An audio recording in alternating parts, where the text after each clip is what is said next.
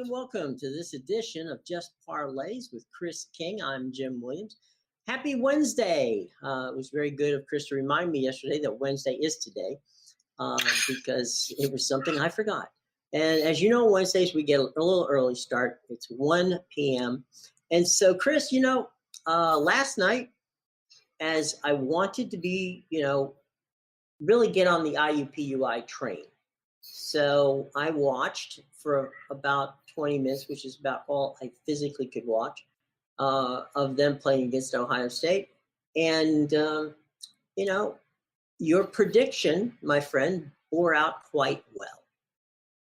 Well, yeah, we said that, obviously 32 or 33 points always seems like a big number when you're dealing with a game, but we talked about yesterday, IUPUI being 1-14 and playing in the Horizon League, going on the road to face a Big Ten team, A, that's ranked, B, that was mad because they played back-to-back dud games, losing to Wisconsin and struggling to get by Penn State, and playing at home.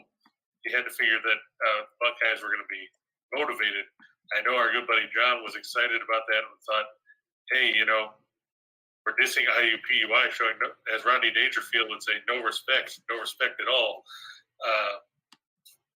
Because we didn't think they were going to cover that line. I said, it's a lot of points, but, you can turn around and at the end of the day, you can lose by 50 and be like, well, why did I waste my money throwing up chasing the guy that was a 33-point underdog? That's pretty much what happened. I mean, 83-37 the final. I mean, it did actually stay under the number, which snapped the Jaguars' stunning 3-game streak of going over the total as it fell under the 128 mark. But yeah, a bad night all around for the Jaguars. On the plus side, they get another chance to turn things around. It'll be a quick turnaround tomorrow night. They face Wright State again. That game will be at home at the all-exciting Indiana Farmers Coliseum in Indianapolis. Well, there you go. I mean, spoiler alert, we're going to take Wright State, even though they lost to Youngstown State the other day. Absolutely. Before we get started, we've got some fun games tonight, and where you can bet on IUPUI and pretty much everything else is on Caesar Sportsbook. And, Whiners and Whiners fans, you're going to get a deal. You make your first deposit and bet using the code, Video Whiners, and this is what Caesars is going to do for you. You make that first bet and deposit, Caesar Sportsbook, on the app or their online service, and they're going to match your first wager up to $1,000. That's right, dollar for dollar, up to $1,000. So Caesar Sportsbook and Whiners and Whiners have this deal for you. But as I said before, you must use that promo code Video Whiners, Video Winners to get the deal. All the information is in the show box below. And if you're in the state of New York, well, they got a really cool thing going on there, and that is you get $300 in bonus cash for signing up. Plus, they're going to match your first deposit up to $3,000, but you have to use the promo code WINNERSNEW. That's WINNERSNEW. All that information is in the show box below. So you can get the Caesar Sportsbook, which if you're outside of New York is cool because they're going to match your first deposit and bet using the Caesar Sportsbook app or the online service. Wager all the way up to $1,000. And if you're in New York, they're going to give you $300 in bonus cash for signing up, plus an additional deposit of up to $3,000 on your first deposit. All you have to do is use Winners New for the promo code on that. So all the promo codes as well as all the information links are in the show box below. Please pay attention. And just like everybody at Caesars and, of course, here at Whiners and Whiners, you have to be 21 years of age to play, and we always say gamble, responsibly. Okay, now we're going to go and have some fun with some mid-majors starting out west. Let's go out west. Yeah, we're going to go to the Laramie Gym at the awesomely named Arena Auditorium, as I see in the era of arena names coming up with ridiculous sponsors. So they have a 37-word long name, or be sponsored by bad fast food chains like the Taco Bell Arena. We just go to the Arena Auditorium where Wyoming is at home as they face San Jose State in the Mountain West. We've been talking about the Cowboys a lot this season. They've played some very good basketball. They're 13-2 this year. They're favored by 17 over San Jose State, who are 7-8 this season under Coach Tim Miles, who's done a decent job trying to turn around that program, which was absolutely terrible under Gene Prelow the last couple of seasons. Unfortunately for San Jose State, this game's not in San Jose. They're just 1-5 on the road, facing a Wyoming team that's 6-0 at home on the year. And San Jose State hasn't had any luck in this series. Wyoming has won the last 10 meetings, including a 111-80 rolling in the last meeting between teams back in March of 2021. They're 18-2 all time against San Jose State in the series. Wyoming's 69th in scoring offense at 77.1 points a game. They're 39th in field goal percentage at 47.5. They knocked out better than 9 threes a game, which is 52nd in the nation, and they are 61st in scoring defense, holding teams to just 63.7 points a game. Meanwhile, San Jose State has major issues on the offensive end of the floor. They're 258th in scoring offense at 68.8 points a game. They're 213th in field goal percentage at 43.6. They don't get to the free throw line very much. They're 349th by getting to the line just 12.7 times a game. And when they get there, they don't have a ton of success, as they're just 331st in field goal percentage. They're hitting less than 65% at the stripe. It's bad enough that you don't get there, but when you get there, at least knock them down. Right. San Jose State is 6-21 against the spread in their last 27 against teams with a winning straight-up record. Wyoming 7-2-1 against the spread in their last 10 against teams with a losing record. 9-3-1 in their last 13 as a favorite. And like we said, Wyoming has owned this series. If you look at the 2 losses that the Cowboys have on the year, they lost to Arizona, which nobody's going to fault you for losing at the McHale Center. Right. The way the Wildcats have played this year. And they lost by 3 on a neutral floor in the Diamond Head Classic to Stanford. Now, I get Stanford's not a great team, but, you get a little bit of a hangover flying out there, playing in Hawaii where, you're, 4, 5, 7 hours behind what you're normally playing. So the clock might say 7 o'clock in the evening, but for you it's 2 in the morning. And they kind of sleptwalk through that game. But still, Wyoming, they're playing very well for Jeff Linder. They got a good, experienced team. San Jose State struggles on the road. I look for Wyoming to win that one comfortably at home, to go to 14-2. We talked about Wyoming the other day when they went to the Lawlers Event Center in Reno, and they beat a pretty good Nevada team. Yeah. Double digits there, so look for them to take care of business at home against an overmatched San Jose State squad. Well, Chris, so Wyoming has really been good for us. I mean, they've done us proud. The Cowboys have done, and we've also been very high on. You mentioned the Nevada team, the Wolfpack, and they too have done us proud. So we're having some fun with this conference, and these teams are doing. Again, this is why Chris is a master, and he wouldn't say this, so I'm going to say it for him. He's a master at showing you what's going on in these mid-major conferences where the value is there, my friends. You don't need to worry about Duke and Florida State or, Ohio State and Michigan in the Big Ten, or, pick the conference, your Power 5 conferences. This is where you're going to find value all the time, and Chris is a master at it. So thank you, Mr. King, on that. So we're going to go to the ice next, right? No, we have one more. Oh, I'm sorry, my apologies. Go ahead. We're going to go to the East Coast. We're going to go to the Ocean State. Oh, I forgot that one. Right, yeah. Is at home to face LaSalle in the Atlantic 10. Rhode Island 11-4, LaSalle 6-8. They are coming off a win over St. Joe's the other day in a game where the Hawks completely fell apart in the second half, getting outscored 51-31, allowing LaSalle to pull out the victory. But this one, it's not in the city of brotherly love because, no matter who you play when, it's LaSalle, St. Joe's, Villanova, Temple, Drexel, or Penn, the big six over there in Philadelphia. LaSalle actually has to leave that area to go for this one as they go up to Kingston, and they face a Rhode Island team that's 7-0 at home on the year. LaSalle, they're a below-average team offensively. They're 224th in scoring offense. They shoot just 41.4% from the field, which is 304th in the country. They're 207 3-point shooting. Meanwhile, they face a Rhode Island team that's good defensively, and it's going to be a tough night for the Explorers. You look, Rhode Island 43rd in scoring defense at 63 points per game. They're 4th in field goal percentage defense, holding opposing teams to 37.1% shooting.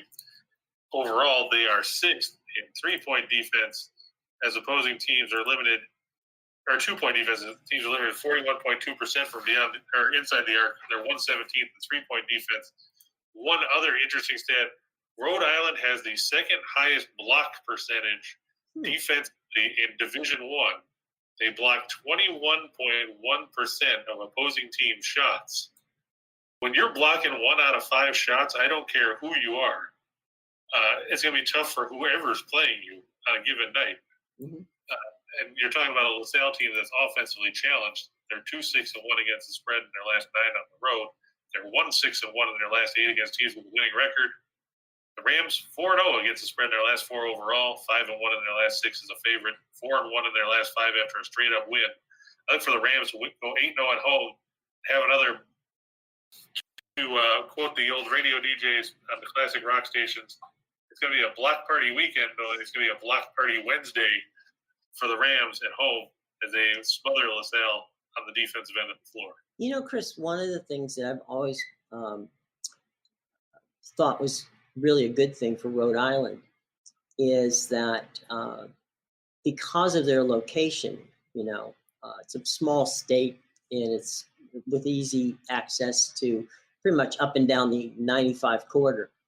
They've played year in and year out a pretty good non-conference schedule against big teams, and that's pretty well boded well for them once they got into playing in conference, because they have been battle tested against teams that are much bigger, much stronger, and frankly much more athletic than they are. But it's been a good thing for them. It's really battle tested them for conference play, and for many times Rhode Island shows up at the tournament, and they may not always win, but they certainly can throw some scares into people.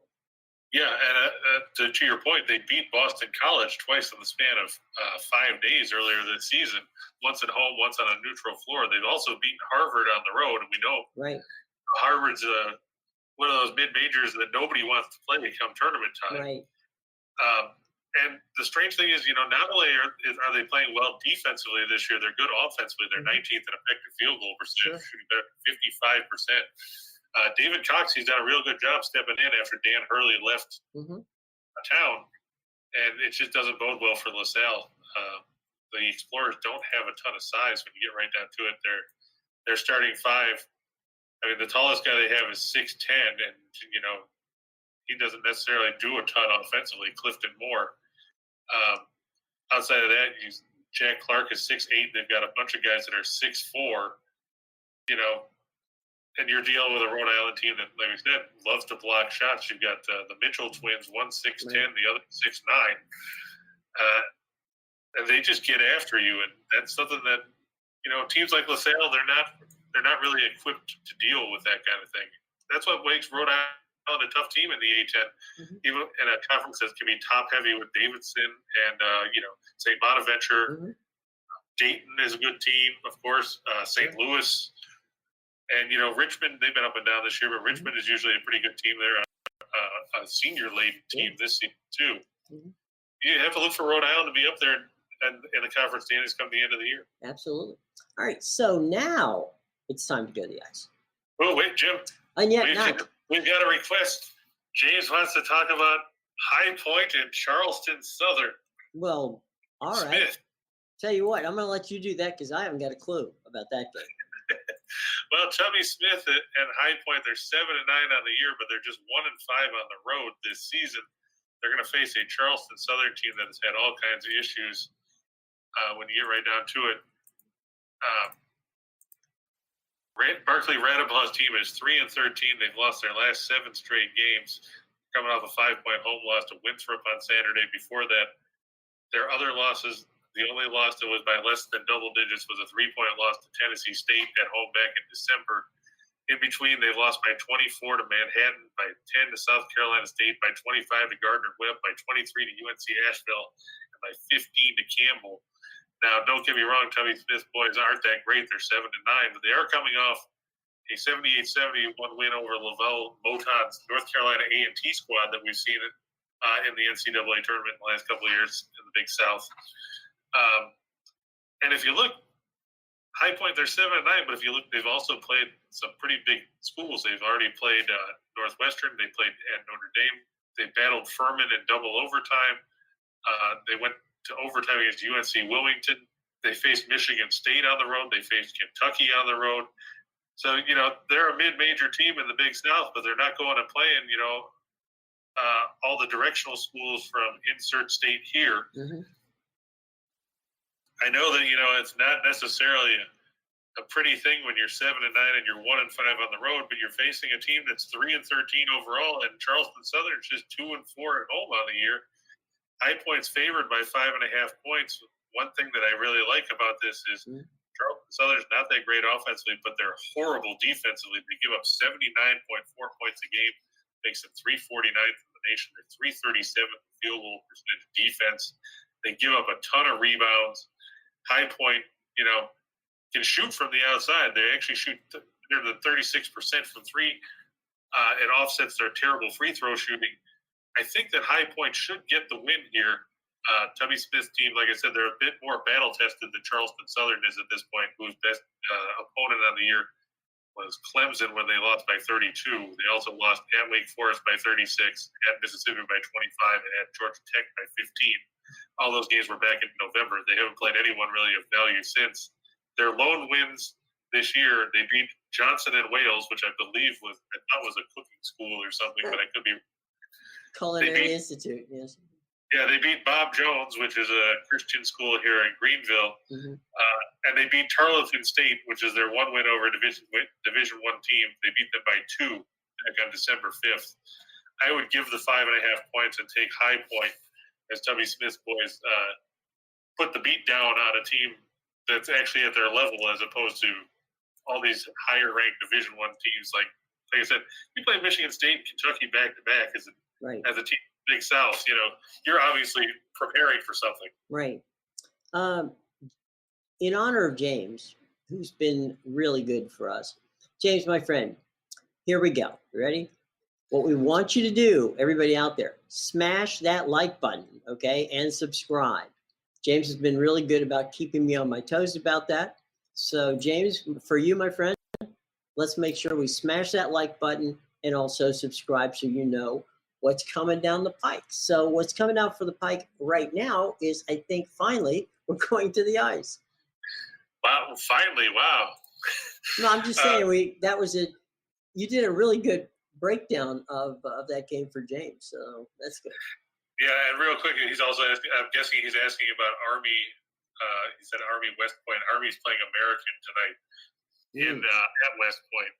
Army's favored by 9.5. The Black Knights are 8-1 at home. American, they were a good team a while ago. When Jeff Jones was coaching. Yeah, they're just 2-7 on the road this season. I would think Army would win that one comfortably.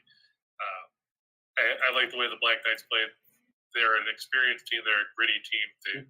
They play well in the Patriot League. I mean, they're coming off a loss at Lafayette and at Colgate in their last 3, but they're playing at home here. They've beaten some pretty decent teams, and you can't fault Jimmy Allen's team playing at home against an overmatched team that's led by Mike Brennan. Right.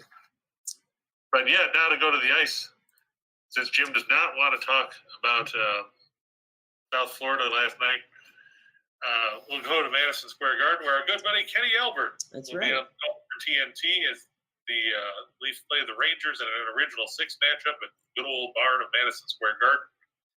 2 really good teams on the ice here. Toronto's 24-9-3. The Rangers 25-10-4. The Rangers 10-3-2 at home. The Leafs are 10-5-2 on the road. Interesting stat for you, Jim. The Leafs started the year 2-4-1. Since then, they're 22-5-2. Hard to argue with that kind of winning percentage. Yeah. The Keefe's guys are playing well. They're 8th in the league in scoring offense at 3.38 goals per game. The Rangers are 19th. Really good matchup in net. Jack Campbell, 19-5-3 with a 213 goals against, a 931 save percentage, and 4 shutouts. Pretty impressive. Toronto, the Rangers going with Igor Shesterkin, 17-4-2 with a 199 goals against, a 939 save percentage, and 3 shutouts. Leafs 10-1 in their last 11 on the road as a favorite. They're 14-3 in their last 17 on Wednesday. They're 9-2 in their last 11 against Eastern Conference teams. The Rangers 7-19 in their last 26 after a road trip of at least 7 days. One interesting thing about this: don't expect a ton of offense. Both meetings this season were decided by scores of 2-1. The Rangers' first matchup in overtime, the Leafs responding with a 2-1 win at the Scotiabank Arena on November 18th. I was guessing you were going to say, let's not take the over on this. Yeah. And Ryan, to answer your question, we start at 1:30 Monday, Tuesday, Thursday, Friday. On Wednesdays, Jim has another commitment that comes up just after 2 o'clock, so we start at 1 o'clock. So, sorry about that, boys. My apologies.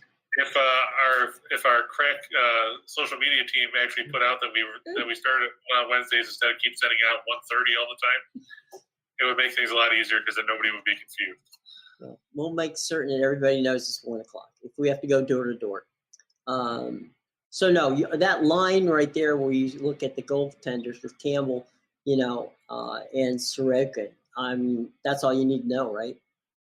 Pretty much. I mean, like I said, both meetings this year were 2-1 games, and one of them, I think, Alexander Georgiev started for the Rangers. So It doesn't really matter. You don't see a ton of goals when these two teams meet, which is going to be in contrast to what we've seen lately after teams have come back from the extended holiday break, where all these games are 7-1 and 6-5 and all that. This one's going to be another. It's going to be the equivalent of IUPUI Chicago State, where it's a run fight. You don't see much on the scoreboard. Right. But it'll be a highly entertaining game anyway. Anytime you get original 6 teams together, it's always entertaining. Well, and they're too good as well. Yeah. All right, so from the Garden, we headed over to New Jersey. Just going to go across the bridge. Across the river. To the Prudential Center, where the Devils host the Coyotes.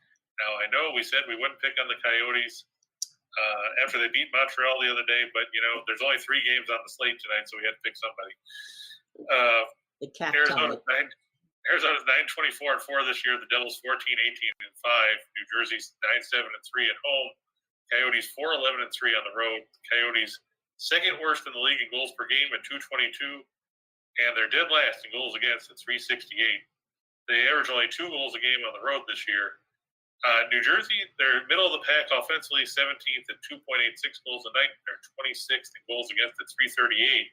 But if you look at home, those numbers flip. They average 3.16 goals a game at home, and they only give up 2.84. So apparently, you can play decent hockey as the home team in New Jersey. It's expected to be Karel Vejmelka, 5-14-1 with a 321 goals against and a 907 save percentage, with 1 shutout for Arizona between the pipes. New Jersey's hoping Mackenzie Blackwood, who's 9-8-3 with 324 goals against and an 898 save percentage with 2 shutouts, will be back out of the COVID protocols and in net. Otherwise, it'll be John Gillies, who's 0-2-1, and nobody wants to talk about him. No. On a 14-40 in their last 54 overall. They're 14-41 in their last 55 as a road underdog. And New Jersey comes in 9-3 in the last 12 meetings between these teams, and they've won 5 of the last 6 at the Prudential Center against the Coyotes. It's a big number there, -215, but you'll see as we talk about it later in the show, the other game that's on the ice tonight has a even more prohibitive number than that. Look for the Devils to beat the Coyotes tonight. On to the hardwood and the association. NBA right there. It tells you right there. And we're going to go to the AT&T Center, where the Spurs face the Thunder, battle of disappointing teams. Remember the Alamo. I'd say the Spurs are disappointing. I don't know if anybody expected anything from the Thunder, but either way, both teams are bad. The Thunder 14-29, the Spurs 16-28. The Spurs are just 8-13 at home, so they're slightly better at home than they are on the road, where they're 8-15. Meanwhile, the Thunder 6-15 as the road team this season. Big difference offensively between these teams. The Thunder are last in scoring offense at 100.8 points per game. They're 29th in field goal percentage at 41.8. They're last in three-point shooting at 31.3%. The Spurs are 10th in scoring offense at 110.5 points per contest. They are 11th in field goal percentage at 46.1. They're 13th in three-point shooting. Both teams are relatively healthy when you get right down to it. The only guy missing for the Thunder, Kenrich Williams, he's in the protocols. Trey Jones in the protocols for the Spurs. Neither one are really major impact movers for those teams when you get right down to it. The Spurs are 4-0 against the spread in their last four after a double-digit home defeat. They are 18-7-1 against the spread in their last 26 after a straight-up loss by double digits. They're 5-2 in their last 7 at home as a home favorite. And the Thunder have gone just 2-6 against the spread in their last 8 in San Antonio. If Popovich and the Spurs are going to turn it around, they need to do it during this stretch where they don't have to leave the state of Texas until the end of January. So even their road games are going to be either Houston or Dallas. Right. This is the prime time for the Spurs to try and make a move. I mean, the bottom of the Western Conference is crowded. You look at Portland is 18-25 and holds the last seed in the play-in tournament.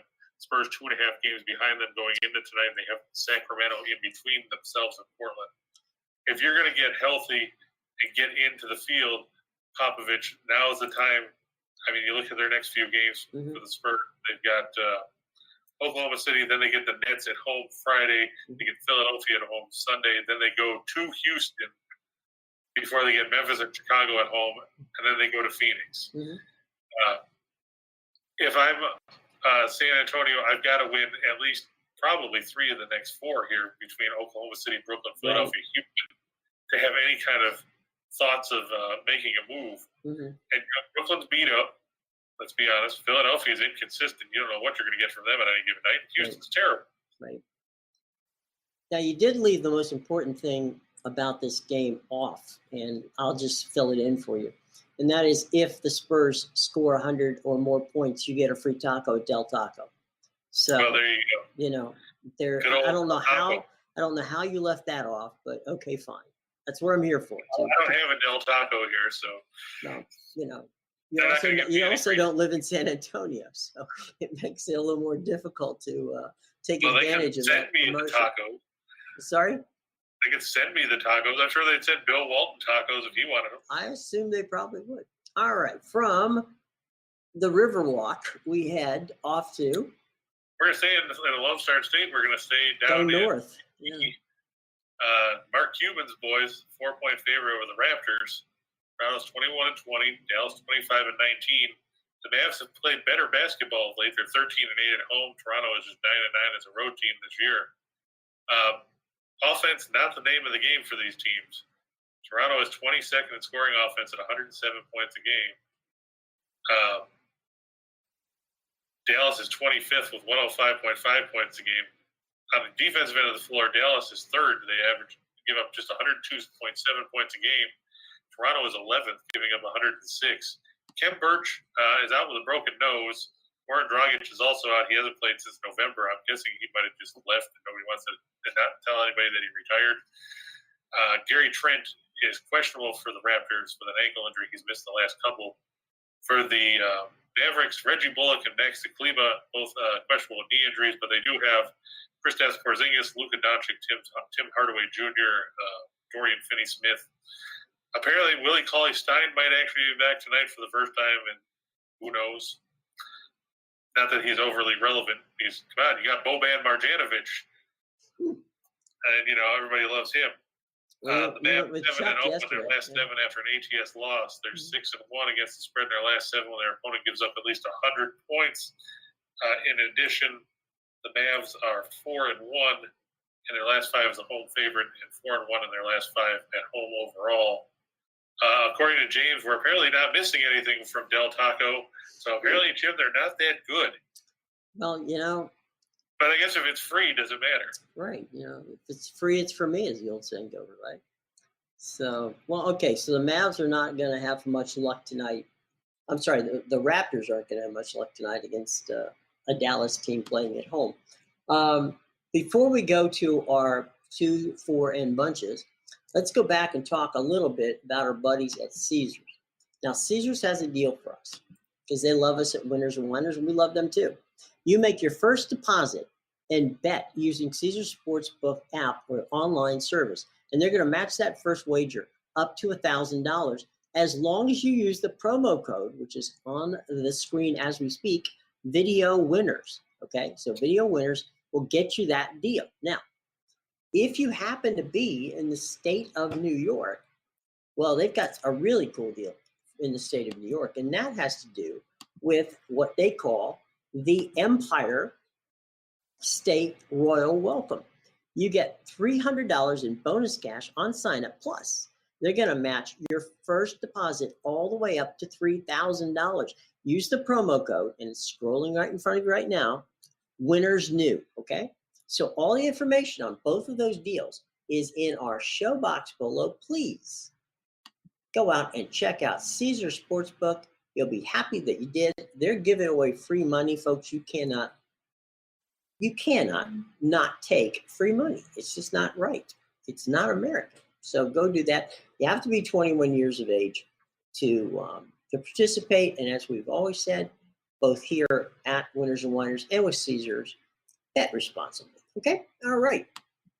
Now, we are going to go for two for the money, right, Christopher? That is correct. All right, here we go for two for the money. I like in the SEC. I know we don't necessarily talk a ton about power conference teams, but that's because a lot of them get overvalued ridiculously. But in this one, I like LSU. They're on the road. They're going to go to Tuscaloosa to face Alabama. They're a 4-point underdog, which is kind of surprising when you look at the records. I mean, LSU is 15-2 on the season. They're coming off a home loss to Arkansas Saturday. Their only other loss was at Auburn. But you're facing an Alabama team that has dropped to 11-6. They've dropped 3 in a row. They lost at Missouri. They lost at home to Auburn, and then they lost to Mississippi State. All of a sudden, Nate Oates' team, they've fallen out of the rankings.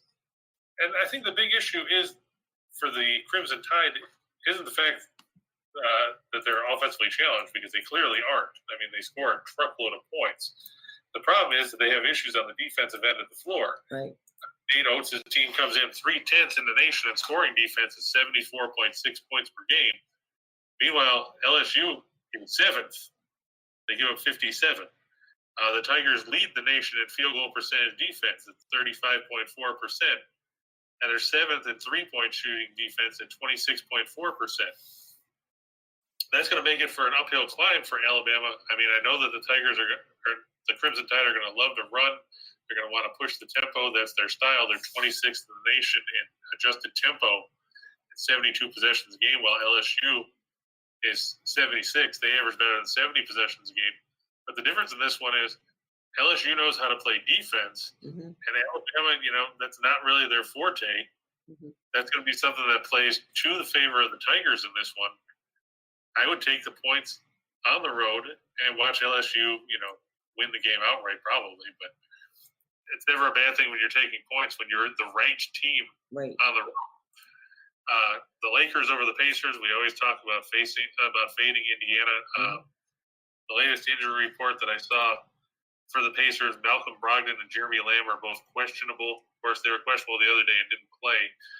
TJ Warren and TJ McConnell are out. Also out, Miles Turner, who has a stress fracture in his foot, they say will probably be out past the trade deadline, which is a big blow for the Pacers. As now, if they were to try to trade him before then, they would get an appreciated return on investment. So you might see him stick around until the offseason, then maybe dealt closer to draft time. I mean, that's a big blow for Indiana because he's the big presence in the middle. He cleans the glass. He alters shots, makes teams think twice. That's going to put a lot more pressure on Domantas Sabonis to try and do that. Meanwhile, LeBron James is probable. Anthony Davis still out. Carmelo Anthony questionable with a back issue.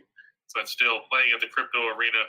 We just saw the Lakers beat the Jazz the other night. I expect them to take down Indiana, especially after watching the Pacers give up 139 points to a Clippers team without Kawhi Leonard or Paul George.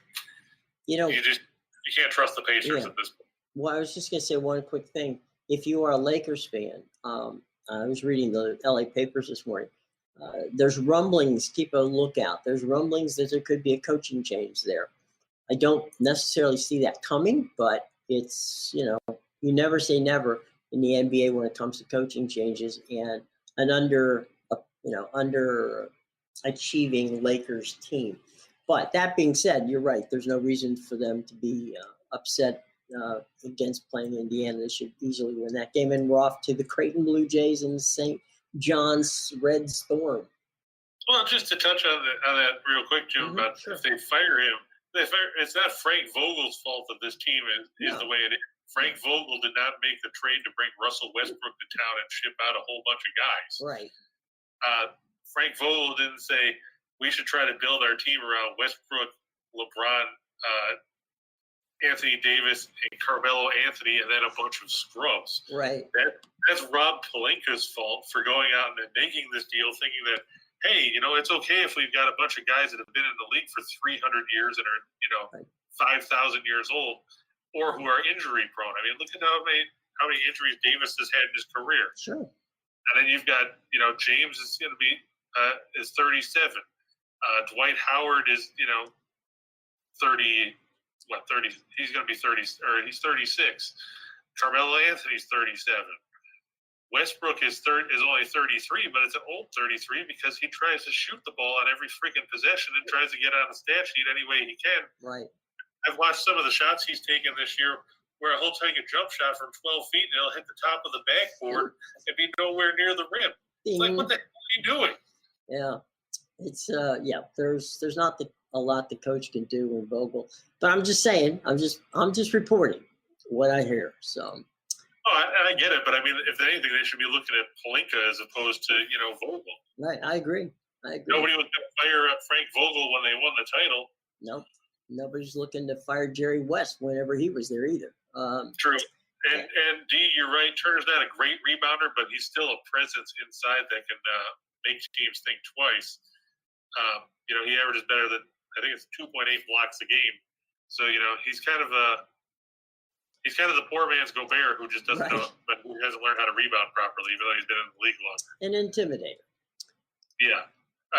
But then, like you were saying, Jim, Creighton -3.5. They're at home against St. John's.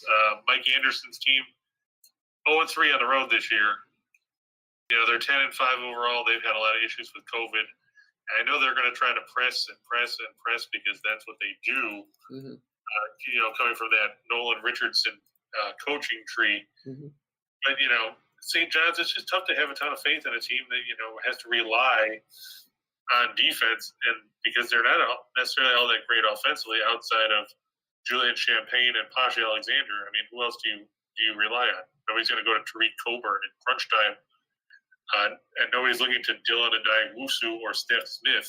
Mm-hmm. It's not feasible. And then we talked about when we talked about taking New Jersey over Arizona, we said the other game on the board was prohibitive. That's Colorado -260 on the road at the Honda Center against the Ducks. That's a lot of juice. Yeah, basically, when it's Colorado against pretty much anybody, you're going to be dealing with a lot of juice just because of the fact that the Avalanche are so dangerous offensively. I mean, you look at the fact that they're averaging, 4.25 goals a game this season, Jim. I mean, you haven't seen numbers like that probably going back to the heyday of the Oilers dynasty in the 80s with Gretzky, Curry, Messier, Coffey, and everybody's favorite goal-scoring sniper, Dave Semenko. Right. Wow. Let's not forget Glenn Anderson, but I had to get Semenko in there because you can't talk about the Oilers without talking about old cement head. No. And the Ducks, they've been up and down. They're hoping that John Gibson will come back out of protocols today, but still, it's tough to slow down Colorado. I mean, when Colorado loses, it's 5-4 or 6-5 or something like that. It ain't easy, folks. All right, 4 for the money. Like we said earlier, the Leafs over the Rangers at -160. Toronto's been on a roll since late October. The Rangers are playing well, but they've been on the road for an extended period. This might be a little bit of a rough start coming back home for them. But like we said, tune in on TNT. Listen to our buddy Kenny Albert do play-by-play. At least he doesn't have to go anywhere for this one. It's a home game for him. those other trips. We talked about the Mavericks -4 over the Raptors. Dallas has played good basketball. They're trying to chase down Memphis in the Southwest Division. It's pretty much a two-team race because you look at the other three teams, and it's the Spurs, the Pelicans, and the Rockets. I don't think we need to worry about those teams making some run for the division crown. Speaking of the Spurs, look at that. We put them there, too, because they're playing the Thunder, and Oklahoma City's terrible offensively. San Antonio's offense should be able to take advantage of that and get the win. And our good buddies, Jeff Linder and the boys up there in Wyoming at home over San Jose State. We said Wyoming's won 10 in a row over the Spartans. They've won 18 of the 20 meetings all time. They beat San Jose State by 31 the last time they met. Wyoming's unbeaten at home. San Jose State 1-5 on the road. Spartans really don't have a go-to guy. Wyoming's got 4 guys that average in double figures and a 5th guy that's right around the cusp of it. You have to think that Wyoming will take advantage of San Jose State's issues and cruise to an easy win. There you go. All right, finally, we get to what we like to call, just go crazy, folks, because there's a lot of fun options here. And Chris will tell you, take 2, take 4, take 6, take a bunch, or mix and match. There's plenty of good stuff to be had in our shot in the dark. Right. Like we said earlier, Rhode Island -13 over LaSalle. The Rams are unbeaten at home. LaSalle is 1-3 on the road, and they're not playing in the Philadelphia area where they seem to spend most of their time.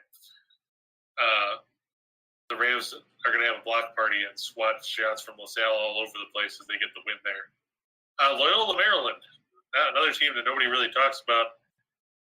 They're at home in this one, and they're surprisingly a 2-point underdog to Boston U. Good old BU. You never hear about them in the bean pot when it comes to hockey. Yeah, hockey with Boston College and all the boys over there.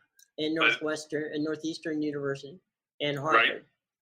That's that's one of the toughest tickets in all of Boston sports is the bean pot tournament every year between Harvard, BU, Northeastern, and Boston College.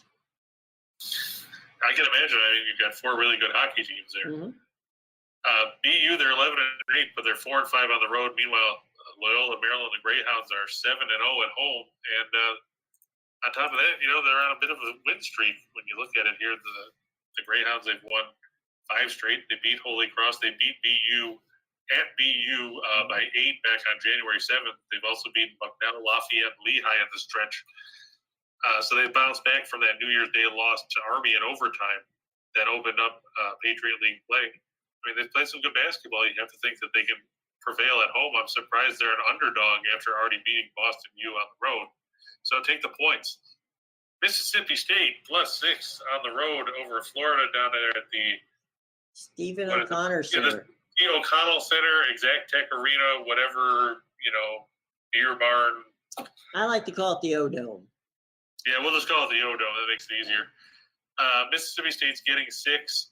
I know that everybody's like, well, but Florida's at home. Yeah, well, Florida was at home last month and lost to Texas Southern, who was 0-7, and they lost that game by 17. So we're talking about a Mississippi State team that just beat Alabama, like we talked about a few minutes ago. I like their chances here. Kermit Davis' team, led by Iverson Molinar, they're a pretty decent team. I covered this game for Winners and Whiners. It's going to be a rock fight in the ACC. They're playing at the Peterson Event Center at home against Virginia. They're a 3.5-point underdog. I'm going to take the points in Pitt. The first meeting last month down there in Charlottesville, Tony Bennett's team scratched out a win by the narrowest of margins. Final score was 57-56. And sadly, that game pushed the total because the odds makers had it at 113. This one, they're playing in Pitt. I think that the Panthers can pull it out or at least stay close enough to win. They actually bumped the total up for this one to 116, so they're expecting offensive fireworks. No truth to the rumor that you can get a Primanti Brothers sandwich if either team hits 60 points. We talked about the Devils over the Coyotes. I look for the Leafs and the Rangers to stay under 5.5. Like we said, both meetings this year were 2-1 games, each team winning once. By the same token, Colorado and Anaheim, I look to go over 6. you get right down to it. Colorado's averaging 4.25 goals per game. They should be able to help push that along. On the hardwood, the Heat -9.5 over Portland. This is what we were talking about the other day when James was asking why Miami was going off at -650 or whatever to win the Southeast Division. Mm-hmm. They're getting healthy. They have Jimmy Butler back. Bam Adebayo's back after his thumb surgery. Meanwhile, Portland, they got McCollum back the other night, but Damian Lillard's out until mid-March after abdominal surgery. Norman Powell is doubtful tonight. This game's at the FTX Arena in South Beach. Look for the Heat. The Kings, can you believe that? They're favored by 7 over somebody, but then you look and see it's the Pistons. The Pistons lost last night, failing to cover as a 15.5-point underdog. In typical Detroit fashion, they lost by 16. Some things never change. They said take the Warriors. They tried to make it interesting, but, playing the second, a back-to-back, you have to think Sacramento can win here. And Denver, -8 at the Ball Arena over the Clippers. The Clippers are extending the time off for Paul George. He won't play for now, I guess, another few weeks. They're trying to see if he can get that elbow better. Mm-hmm. But, the Clippers, they've struggled on the road. I don't see a whole lot for them here. To answer Elliot's question real quick, like I said, I like Pitt over Virginia just because of the fact that Virginia has no offense to speak of whatsoever. Mm-hmm. And they won by 1 in Charlottesville. As for Virginia Tech, they're going to NC State. I don't know what's going on with the Wolfpack. They've kind of fallen apart after playing some good basketball. They started 7-2. Since then, they've gone 2-7, including that loss to Wright State. They also lost to Richmond. I think things went south for them after they blew that double-digit lead against Purdue and lost in overtime. Mm-hmm. I look for the Hokies to come up with the win. Kevin Keats has got to figure it out, or he might be on a short leash up over there in Raleigh. Right. But yeah, I would go with Pitt, and I would go with Virginia Tech. There you go. And for the Hornets over the Celtics, I haven't heard if Kelly Oubre is coming out of the protocols. Last I knew, he was still out tonight.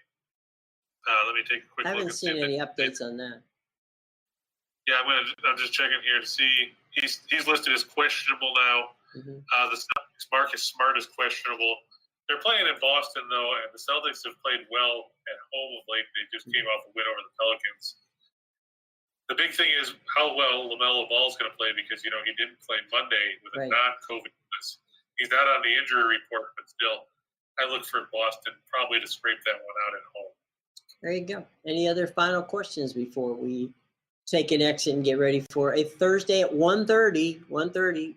Check your local listing. Kudos, Elliot, on hitting that 17 parlay, even though you were out drinking and partying. Hopefully, wow, that $129 you won didn't get spent on booze or food. Right. Don't waste it. I remember I'll leave you with this, Elliot. Interviewed Tug McGraw many years ago. And Tug had been paid very well at the time. And I asked him, what did you, how did, he had come a little bit on some hard times. And I said, how did it get like that? So he goes, well, I spent a lot of money on women, a lot of money on booze, and then I wasted about $10,000. So that's Tug McGraw for you. And that's what, sometimes you win, sometimes you lose. But best of luck to you, Elliot, and the rest of the gang out there. Be sure, in our show box, we have plenty of cool stuff with Caesars Sportsbook. So if you're going to bet and you happen to be in one of those states where Caesars has a sportsbook, we would greatly appreciate it. Meanwhile, at 3 o'clock today, back to the window with our buddies, Scott and Scott. They will be giving you all the fun stuff that's coming up tonight from their standpoint. So, right here on the Winners and Whiners Sports Broadcasting Network, betting network. Yeah, make sure you point out that they stole all my stats to use for their Bet the Farm yesterday because they never talk about hockey, but all of a sudden they picked the Islanders as their Bet the Farm. Well, maybe that's because Rochelle's an Islanders fan. Who knows? No, he's actually a Rangers fan, I think. He? Okay. He lives on the island, so I assumed he was an Islander. Yeah, I'm pretty sure it was back when the hockey season started. Remember, he was talking about he picked the Rangers and they got smoked by. Yeah, that's true. Well, all right. Anyway, for Chris and myself, we've had a lot of fun. Thank you all for dropping by. Don't forget to smash that like button and hit that subscribe button so you know when we're going to be here. But we will be here tomorrow, I promise, at 1:30 Eastern time, and enjoy your day. And remember, fade the Pacers, kids. Yeah, if you're going to do anything, always fade the Pacers. Mark that down, because that's the most important thing that we can possibly tell you. Until then, take care, folks.